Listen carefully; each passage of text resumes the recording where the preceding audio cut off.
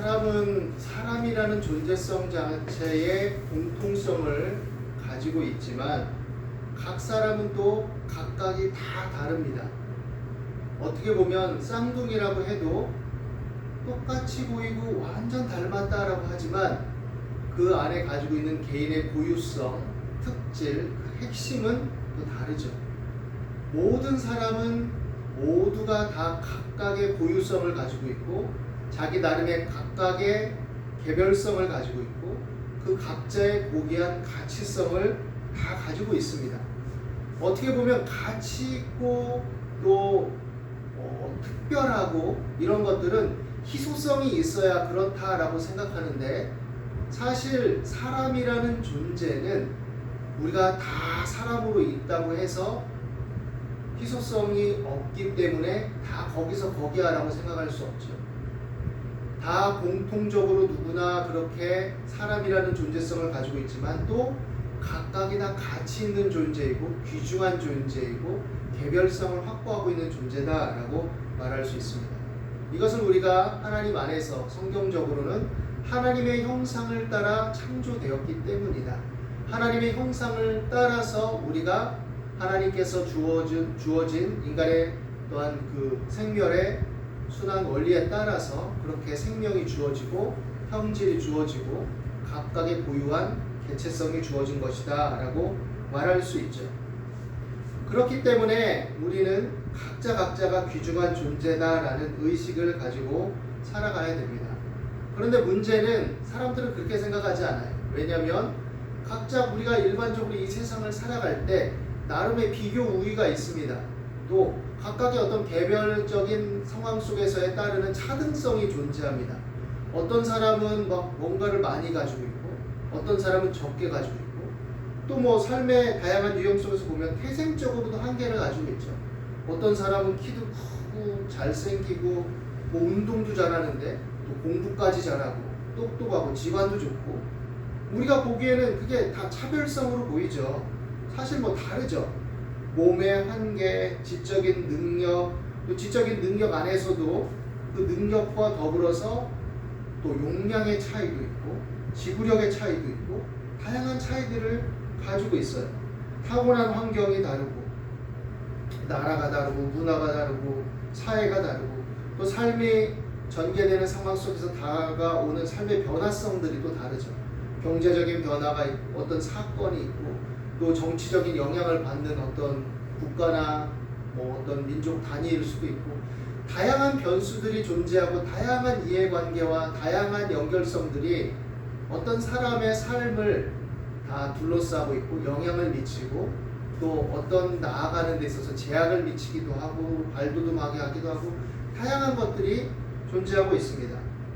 우리나라도 어떻게 보면 그 개발도상의 시대에 국제적인 어떤 정치적 상황 속에서 여러 격변을 근현대사에 겪기도 하고 어려움과 문제도 많았지만 그러나 어쨌든 그 세계적인 어떤 경제 흐름이나 정치적인 역학 속에서 경제적인 발돋움을 할 수 있는 기회들이 주어졌고 그 개발도상의 시대에 많은 사람들이 열심히 성실히 노력하고 또 치열하게 싸우고 경쟁하고 이런 상황 속에서 어느 정도 그 효과를 맛보고 그래서 삶의 어떤 여건의 변화들, 발전의 계기들도 마련하게 됐죠. 그런데 이제 그게 멈췄으니까 자라나는 어떤 젊은 세대들은 거기에서 주어진 어떤 구조 속에서 이제 그것들을 맞아들여야 되는데 그러면 이 주어진 구조 속에서 맞아들이는 것은 그만큼 기회의 어떤 변화성들, 다양성들이 바뀐 구조 속에서 또 살아가야 되는 거죠.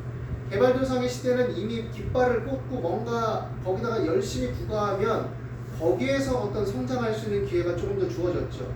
성실과 열심 뭐 이런 것들이 더 큰 덕목이었어요. 그런데 지금 젊은 세대들이 열심히 노력하고 또 힘쓰고 해도 어떤 면에서는 그 구조성이 다르게 변화됐기 때문에 다른 각도로 접근해야 되고 그만큼 고심해야 되고 우리가 대처하지 못한 어떤 그 변화들이 다가오고 있는 현실인 거죠. 그러니까 다 다양합니다. 각자 맞아들여지는 시대가 다르고 그러면 어떻게 보면 옛날 사람들은 또 이렇게 생각할 수도 있어요. 옛날 사람들은 사실 밥 세끼 먹는 것도 힘들었어. 그 속에서 치열하게 싸운 거야. 또 어떤 과정 속에서는 너무나 피곤하고 힘들고 휴일도 없이 살았어.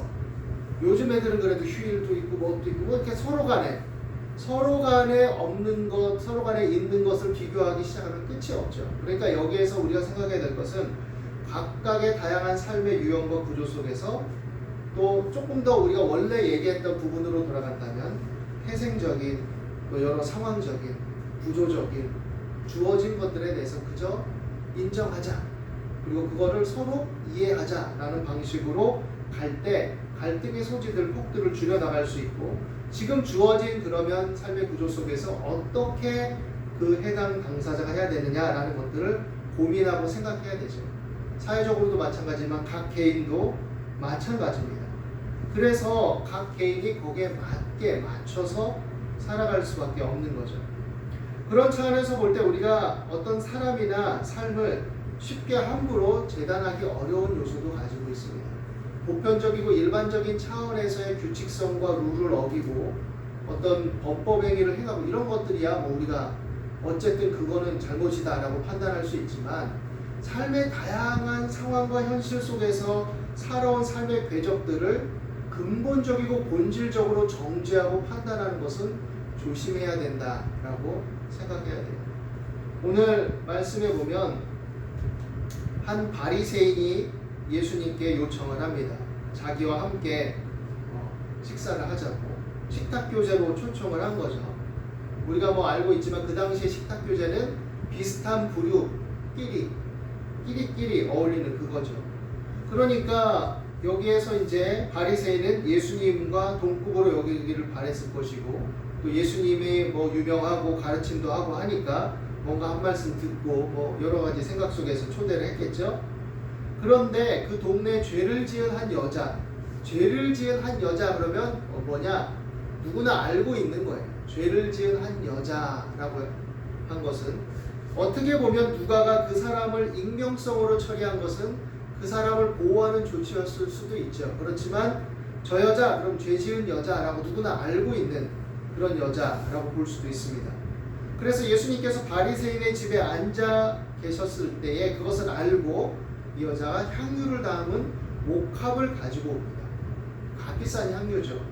그러니까 죄를 지은 여자인데 이렇게 어느 정도 재산을 축적하고 있고, 그러면 조금 유추적으로 생각했을 때는 먹고 살기 힘들고 여러 상황 속에서 몸을 팔아서 살았다라고 볼 수도 있겠죠. 한편으로는 여하간 이렇게 왔습니다.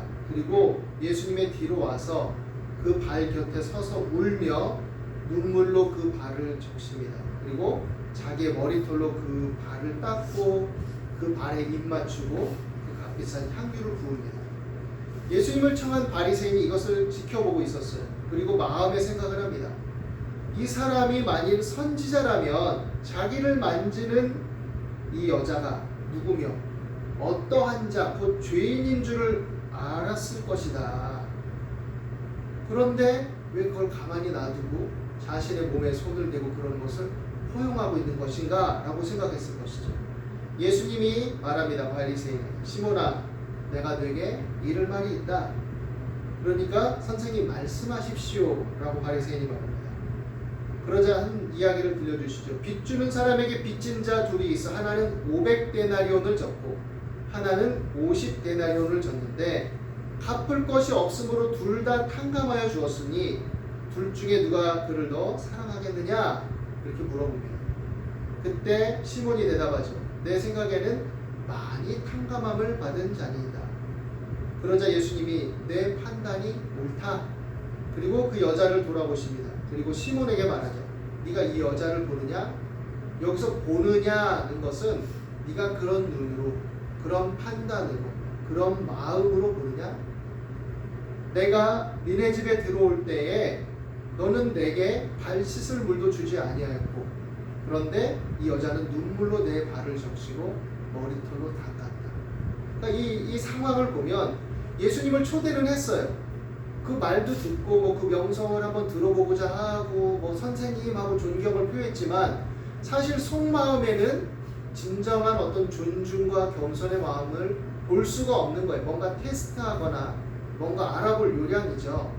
그렇지 않다면 그 당시에 일반적으로 사람을 초대했을 때 들어왔을 때 발 씻을 물을 주는 것은, 그리고 환영의 표시로 머리에 감람류 정도는 붓는 것을 일반적인 어떤 초대에 따르는 관습이었는데, 시몬은 선생님 말로는 이렇게 해놓고는 그렇게 했다는 얘기죠. 그리고 그 발을 본 이 여인이 눈물을 뚝뚝 흘리면서, 이 여인이 삶에 여러 우여곡절이 많고 그렇게 어떻게 보면 삶의 첨예한 밑바닥 현장에 던져져서 살았을 때 사람 심리를 너무 잘 알겠죠. 그 형상을 보고 형국을 보고 이미 예수님의 상황과 그거를 파악한 겁니다. 그러니까 마음이 아프고 또 슬프고, 그래서 예수님을 생각하며 눈물을 뚝뚝 흘린 거죠. 그리고 그 발을, 그 향유를 부어서 닦은 거죠. 자기 머리털로. 그리고 말합니다. 예수님이 너는 내게 입 맞추지 아니하였으되, 환영의 표시로 안녕하십니까 선생님하고 입 맞춤이 인사잖아요. 그러니까 제대로 인사도 안 한 거죠. 근데 그는 내가 들어올 때로부터 내 발에 입 맞추기를, 그러니까 볼에 입 맞추지도 못하고 발에 맞추었다. 그러니까 이 여인이 어떤 심정이고 어떤 마음인지를 보여주는 거죠.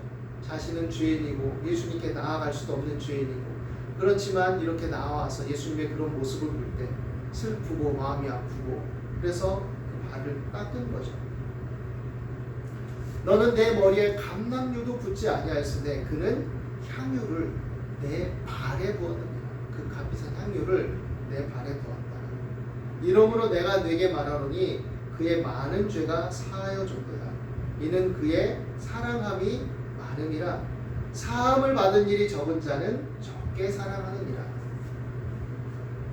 사랑함이 많다. 사실 사랑이라는 단어가 오늘날처럼 다양하고 주관적으로 쓰여지는 시대도 드물죠. 물론 사랑은 주관성을 가지고 있습니다. 사랑을 객관적으로 말해야 돼, 객관적으로 수치를 재야 돼 라고 말하기 어려워요. 사랑은 주관적이고 개별적이고, 그렇지만 사랑은 또 보편적이고 객관적이고 또 그렇게 말할 수도 있죠. 사랑이라는 기본적인 개념, 사랑이라는 말이 의미하는 바를 우리는 기본 보편성 안에서는 알고 있죠. 그런데 이것이 주관적인 욕구, 주관적인 개별성과 맞닿을 때는 다양하게 변주가 되겠죠. 어떻게 보면 돈을 사랑함이 있을 수도 있고, 뭐 그냥 어떤 음식의 기호를 따라서 사랑한다고 말할 수도 있겠고, 고양이를 사랑하고 강아지를 사랑한다고 말할 수도 있겠고, 나는 이 게임을 너무 사랑해, 뭐 이렇게 말할 수도 있겠죠. 요즘처럼 자신의 어떤 풍부한 기호나 취향이나 욕망이나 욕구로 그것을 표현하는 것이 더 커진 이 시대 속에서 그럴 수 있겠죠. 그런데 여기서 말하는 사랑은 뭘까요? 사랑. 여기서 말하는 사랑, 이것은 어떻게 보면 이 여인이 어떤 자인가라고 생각하는 것과 관련이 있습니다. 이 여인은 사실 일반적인 통념 속에서 보면 죄가 많은 여인이에요. 그리고 그런 삶을 살 수밖에 없는 자신의 삶에 어떻게 보면 매여 있었다고 볼 수 있겠죠. 만약 그 삶을 적극적으로 추구하고 자기가 좋아서 그렇게 살았다면 이렇게 돌이킬 수 없었겠죠. 그가 그런 삶을 살고 어떤 면에서 웃음을 팔고 몸을 팔았을지 모르지만, 그가 주어진 삶에서 살아낼 수밖에 없는 방법이 그 당시의 상황과 여건 속에 그럴 수밖에 없었을 수도 있고, 어떤 삶에 내던져졌을 수도 있고, 뭐 다양하게 우리가 추측해 볼 수 있겠죠. 그런데 그 여인은 그렇게 살고 싶지 않았어요. 자신의 인생을 돌아볼 때 늘 후회와 회한과 고통과 한숨, 그렇지만 어쩔 수 없이 이렇게 또 계속해서 살아갈 수밖에 없는 상황들, 그리고 그것을 인해서 고통스러워하는 가운데 부활하신 예수님을 만나게 된 거죠. 그리고 예수님에게 그렇게 자신의 연약함과 죄인됨을 고백하면서 다가온 거죠. 그러자 예수님은 그의 사랑함이 많다, 그의 사랑의 진정성을 인정해주고, 그가 죄에서 돌이켜서 그 은혜와 자비와 긍휼을 인해서 얻게 된 하나님의 사랑이 그 안에 거하게 되었음을 선포해 주신 것이죠. 인간이 사흘 굶어서 담 안 넘을 사람 없다라는 말처럼, 인간이 다양한 삶의 기제와 방식 속에서 자신의 어떤 삶을 건강하게 꾸며 나가고 교양과 품위를 갖추고 기본의 삶의 윤리성을 획득해서 그렇게 실천하고 그렇게 관계를 맺는 것은 중요합니다. 그렇게 살아가야 돼요. 그게 우리의 책임성이죠. 그러나 좀 더 본질적으로 들어갔을 때 우리는 언제나 어떤 조건 속에서도 어떤 고통과 어려움이 다가와도 누구나 다 그것을 유지하며 살 수 있냐라고 물었을 때는 그렇다라고 말하기 어렵습니다. 왜냐하면 우리의 연약함이, 우리의 한계가 때때로는 고통과 삶의 힘겨움과 여러 유혹과 어려움들이 다가올 때 자신을 지키고 중심을 잡는다는 것은 쉬운 일이 아니죠. 하다못해 예수님과 3년 반 공생의 기간 동안 동고동락하고 정말 진정성을 가지고 예수님을 위해서 나는 목숨도 버린다고 했던 베드로도 갑작스러운 예수님의 어떤 그 체포와 또 거기서 떨어져서 자기가 생명의 위협을 겪는 순간이 다가오자 나는 예수님을 모릅니다. 3번이나 자신을 저주하면서까지 부인했잖아요. 물론 그것을 인해서 애통하고 통곡했지만 그러나 인간이 그 근원적으로 맞닿은 연약함, 생의 본능, 여러 상처와 고통의 어떤 기제 속에서 작동하는 문제들 이런 것들이 다가올 때는 쉬운 일이 아니란 얘기죠. 그리고 어떻게 살아왔느냐에 따라서 그 사람이 감당하고 겪어내는 상황과 현실을 함부로 판단할 수 없는 지경에 있다라는 것이죠. 그렇다고 해서 예수님이 본질적으로 인간이 다 죄인이니까 다 똑같아 뭐 일반적으로 이렇게 얘기하시는 건 아니죠. 한 부자 많은 젊은 청년이 내가 어렸을 때부터 이것도 저것도 하고 다 지켰습니다 했을 때 그를 사랑스럽게 보셨다라고 기록되어 있습니다. 그렇지만 그를 사랑스럽게 보시고 일반적인 차원에서 그가 잘 살아왔다는 것을 인정은 해주셨지만 그가 결정적으로 그 모든 것의 근거를 자기 자신의 행위성에 두고 또 그 안에 사랑이 결핍되어 있다는 것을 드러내었을 때 예수님은 안타까워하셨고 그 젊은 부자 많은 청년은 그것으로 인해서 자신을 의지하는 자기 의와 자기 어떤 중심성을 인해서 예수님을 따르지 못하고 근심하며 돌아갔죠. 가룟 유다는 어떻습니까? 가룟 유다도 예수님께 충성된 사람이에요. 어떻게 보면 회개를 맡긴다, 돈을 맡긴다라는 것은 그만큼 유능하고 충직하기 때문에 맡긴 부분도 있는 거죠. 그런데 그가 자기 의와 자기 열심으로 일종의 어떤 그 민족들을 자기가 생각할 때 예수님의 생각과 판단보단 자기 의가 앞서서 예수님을 충동하고 예수님을 고무시켜서 자기가 혁명의 어떤 일환으로 발돋움하게 만들 수 있다라고 착각한 것이 오히려 예수님을 팔아넘기는 결과를 가져왔죠. 유다는 자기의 어떤 선택에 대해서 애통하고 슬퍼했지만 결국 그 자신이 늘 그래왔듯이 자기 생명조차도 자기가 끊고 자기가 판단해버리는 안타까운 결과를 가져오고 맙니다. 베드로와 유다 둘 중에 누가 더 낫냐 말하기 어려워요. 사실 둘 다 예수님의 그 죽음 앞에 그런 식으로 반응을 했으니 물론 의도성을 가지고 판 유다가 더 나쁘다고 말할 수 있지만 베드로도 그 면전에서 그 눈을 마주친 상태에서 그랬기 때문에 완전 예수님 가슴에 대못을 박은 거나 다름이 없죠. 그러나 그 연약함과 한계를 예수님이 긍휼히 여기시고 돌이키고 예수님을 향하게 되었을 때 그 한계를 아시고 불쌍히 여기시고 사랑하셨다라는 것이죠. 바리새인의 판단과 예수님의 판단은 여기서 갈립니다. 바리새인은 여전히 자신에게 주어졌던 자신이 향유할 수 있었던 어떤 기득권, 자신의 어떤 권리, 자신에게 주어졌던 것들에 대해서 생각을 못해요. 그리고 자기가 했던 것만, 내가 이렇게 했고 저렇게 했고 이렇게 살았고 이것만 가지고 얘기합니다. 그리고 상대적으로 비교하죠. 저런 여인과 나는 같지 않아. 저런 다른 일로 확장하면 저런 세리들과 나는 같지 않아. 나는 저렇게 율법을 제대로 못 지키는 사람들과 같지 않아. 나는 철저하게 이것을 지키고 준수하며 살아왔어. 그리고 그렇게 그 의로움으로 자신의 도덕성으로 윤리성으로 판단할 때 이 여인은 죄인이야, 구원 못 받을 죄인이야 라고 규정 짓는 거죠. 그런데 예수님은 그렇지 않다라는 것이죠.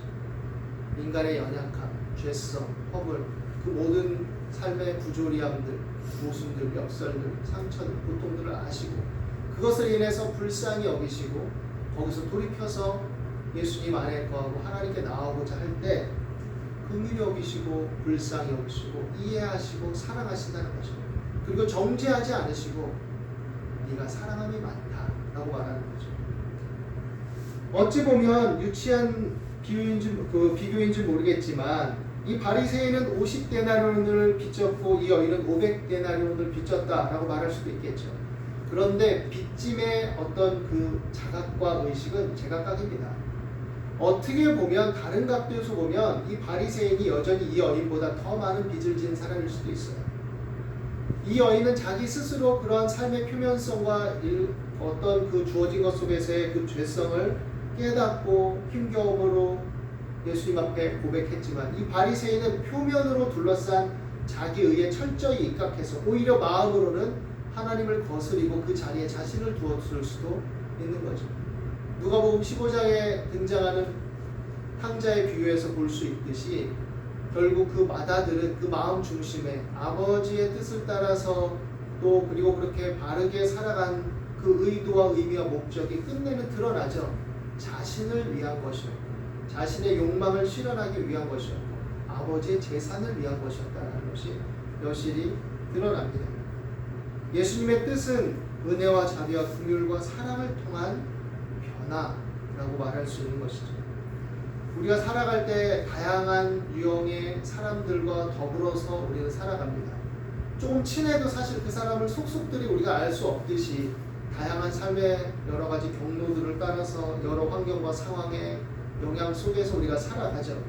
우리가 보편율을 가지고 보편성에 기대해서 일종의 어떤 윤리성과 도덕성과 법들을 잘 준행하고 그것에 건강하게 살아가야 되는 것은 마땅하지만 그러나 한 사람 한 인생을 판단할 때 쉽사리 함부로 정죄해서는 안 된다는 것을 기억하게 되기를 바랍니다. 그리고 우리가 나아가서 그 사람들의 변화와 또 회복을 바라보고 그것을 지향하고 전망하는 것이 그리스도인의 하나님의 자녀됨의 마음가짐이라는 것을 기억하게 되기를 바랍니다. 그래서 서로 인자하게 여기며 서로 불쌍히 여기라라고 말했습니다. 그리고 사람은 허다한 허물을 돕는다라고 말하고 있습니다. 잘못을 하나하나 다 따지고 들춰내고 그것이 정이고 공정이고 공이고 이렇게 말할 수 있겠지만 그러나 아브라함 쉐이퍼가 얘기했듯이 인애와 자비와 긍휼과 사랑이 빠진 정의는 오히려 하나님의 뜻을 거스를 수도 있다는 것들을 우리가 기억해야 됩니다. 정의롭고 공의롭고 올바르고 판단을 잘 하지만 그 안에 사랑이, 긍휼이, 자비가, 인애가 빠지지 않도록 해야 되는 것이죠. 이것은 나에게도 적용이 되는 것입니다. 나에게도. 자신의 삶의 어떤 결핍성과 연약함을 인해서 자꾸 자기 보호막을 치고 또 그것 안에 안주하는 성향들은 오히려 하나님의 자비를, 은혜를, 사랑의 손길을 막습니다. 그리고 그것이 때때로는 나의 어떤 안전함과 나의 평안을 보유하기 위한 방어 기제로서 다른 사람들의 허물을 찾아내고 그것을 정죄하고 또 배척하고 갈라내고 예민하게 굴게 만들 수도 있는 거예요. 자신도 결핍되어 있으면서 우리가 하나님 안에서 용납받고 용서받고 사랑받은 그 죄인, 그러나 그럼에도 불구하고 하나님의 자녀로서 일컬음받는 죄인이라는 것을 기억하면서 그 은혜와 사랑 안에서 마음의 자유함을 얻고 그리스도의 보혈의 공로와 그 은혜와 사랑을 의지하면서 모든 관계성 속에 조금은 여유롭고 조금은 거리감을 두고 편안하게 나아갈 수 있게 되기를 바랍니다. 그 마음으로 우리가 조금은 여유를 가지고 나아갈 때 오히려 사람을 바라보는 관점이 더욱더 폭넓어지고 여유가 생기고 전체를 바라보는 그런 시각의 변화도 생겨날 수 있을 것입니다. 오늘 주의 말씀 안에서 또 다가오신 주의 은혜를 기억하면서 그 사랑으로 우리가 믿음으로 부름받았다는 것을 기억하면서 감사와 기쁨으로 또 주어진 삶을 힘있게 하루하루 살아낼 수 있게 되기를 예수님의 이름으로 축원합니다. 기도하겠습니다. 하나님, 우리를 이 모습 이대로 받아주시고 불쌍히 여기시고 긍휼히 여기신 그 은혜와 사랑에 감사합니다. 우리가 우리의 연약함과 허물과 죄성을 인해서 주의 자비와 긍휼을 받을 수밖에 없는 인생임을 고백합니다. 각자가 자기 나름의 타당성과 자기 존재감의 어떤 정당성을 인해서 우리를 방어하고 회피하고 저항하고 싶어하는 마음이 우리 가운데 다 있지만 그러나 그것을 다 내려놓으라고 하시고 그럼에도 불구하고 너를 용납하고 사랑하신다고 하셨으므로 그 은혜 안에서 우리가 마음의 평안을 얻고 자유함을 얻게 하시고 그 자유함과 평안함으로 다른 사람을 좀 더 여유 있게 또 폭넓은 관점으로 대하고 그 관계성 속에서 불필요한 예민함과 날성과 상처와 긴장과 불안과 두려움이 다 사라지게 도와주시옵소서. 그리고 그로 말미암아 우리가 마음의 평안을 갖고 믿음으로 온유함과 또 여유와 담대함으로 살아갈 수 있도록 인도하여 주옵소서. 주의 사랑 안에 우리가 있음을 인해 감사합니다. 그 사랑으로 열매 맺게 도와주옵소서. 감사하며 예수님 이름으로 기도드립니다.